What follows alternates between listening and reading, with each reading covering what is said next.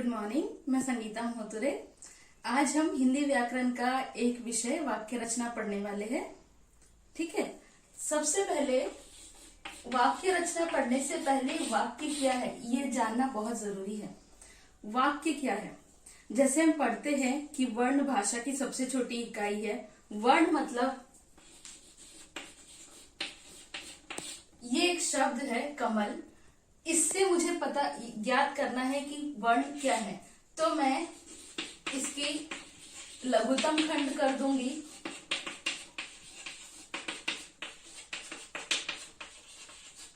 और ये जो सबसे छोटी इकाई है यही कहलाती है वर्ण। ये हम सबको पता है। तो भाषा की सबसे छोटी इकाई है वर्ण या अक्षर। ठीक है, वैसे वर्ण और अक्षर में सूक्ष्म अंतर है। यदि मैं लिखती हूँ क तो ये अक्षर है, और यदि मैं लिखती हूँ क इसके नीचे अगर मैं हल चिन्ह लगा देती हूँ तो क बन जाता है हलंत और फिर क बन जाता है वर्ण। लेकिन यहाँ क चूंकि स्वर के साथ है अर्थात अ उसके साथ मिला हुआ है तो वो है अक्षर। ठीक है, इतना समझ में आ रहा है। हमें पढ़ना है वाक्य रचना। चूंकि वाक्य रचना पढ़ने से पहले वर्ण क्या है ये हमें समझना जरूरी था। अब हम आते हैं शब्द पर।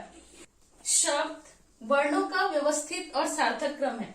मान लो मैंने लिखा पाठशाला।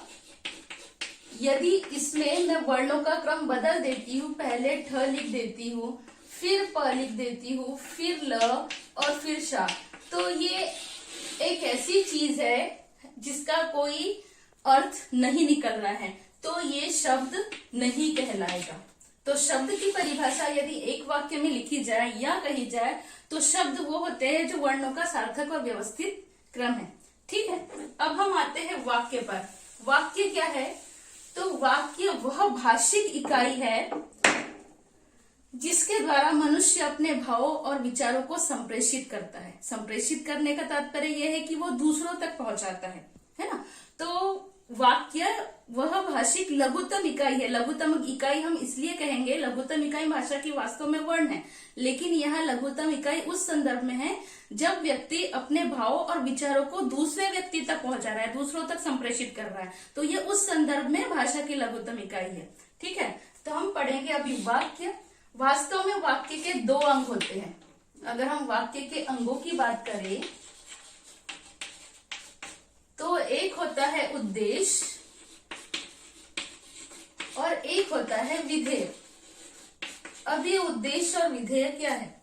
ठीक है, तो एक सरल सा वाक्य हम लेते हैं। रमा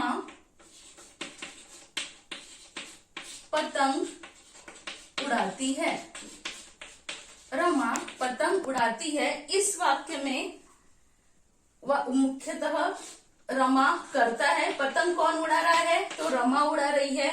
क्या उड़ा रही है? पतंग उड़ा रही है, तो ये कर्म हो गया और उड़ाती है क्रिया हो गया। ठीक है, सब्जेक्ट वर्ब ऑब्जेक्ट जैसे आप अंग्रेजी में पढ़ते हैं। तो यह रमा करता है, पतंग उड़ाने वाली रमा है। क्या कर रही है? वो उड़ा रही है। क्या उड़ा रही है? पतंग। तो कर्ता और क्रिया इन दोनों का प्रभाव कर्म पर पड़ रहा है, पतंग पर पड़ रहा है, इसलिए वो कर्म है।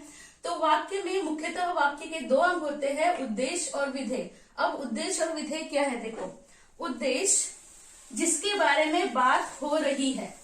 यहाँ किसके बारे में बात हो रही है? यहाँ रमा के बारे में बात हो रही है, तो रमा हो गई उद्देश्य।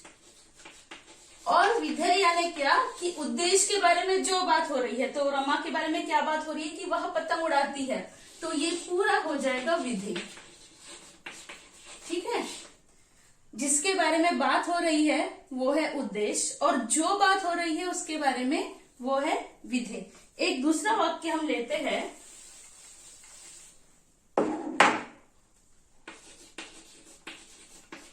रजनी बाजार से फल लाई।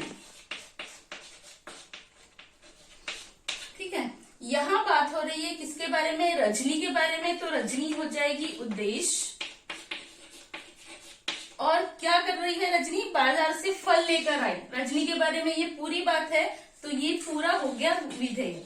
तो शायद अभी उद्देश्य और विधेय के बारे में अंतर समझ में आ गया होगा आपको। ठीक है, जिसके बारे में बात हो रही है वो उद्देश्य, मैं फिर से दोहराती हूँ, और जो बात हो रही है वो विधेय। ये वाक्य के मुख्यतः अंग है। अब देखिए वाक्य के प्रकार।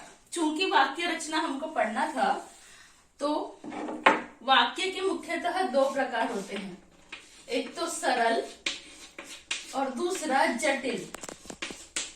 अब सरल यानी क्या? पदबंध आप लोगों को पता होगा। ठीक है, तो सरल वाक्य वो होते हैं जिसमें एक ही क्रिया पदबंध है, एक ही क्रिया पदबंध है। अब पदबंध यानी क्या, तो मैं संक्षिप्त में बता दूं, क्योंकि हमारा टॉपिक दूसरा है। वाक्य आज हम पढ़ रहे हैं, पदबंध के बारे में नहीं पढ़ रहे, फिर भी पदबंध के बारे में मैं संक्षिप्त में बता दूं। क्रिया पदबंध है तो वो क्रिया के बारे में एक से अधिक पदों का समूह है ना। जैसे रमेश चला जा रहा होगा, तो चला जा रहा होगा पूरा क्रिया पदबंध है। तो जिस वाक्य में एक ही क्रिया पदबंध होता है वो सरल वाक्य होता है, और जिस वाक्य में एक से अधिक क्रिया पदबंध आते हैं वो जटिल वाक्य होता है।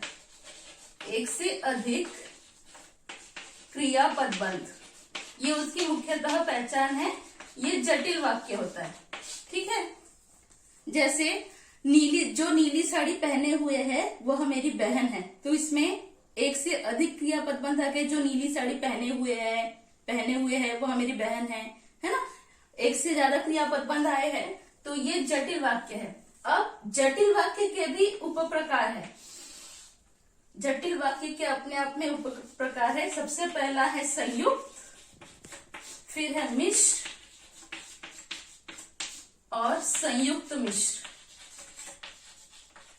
संयुक्त मिश्र, ठीक है, ये इतने वाक्य के मुख्यतः 3 प्रकार माने जाते हैं व्याकरण में। सरल, पहला सरल, दूसरा संयुक्त और मिश्र। लेकिन वाक्य के मुख्यतः 2 प्रकार होते हैं, पहला है सरल, दूसरा है जटिल।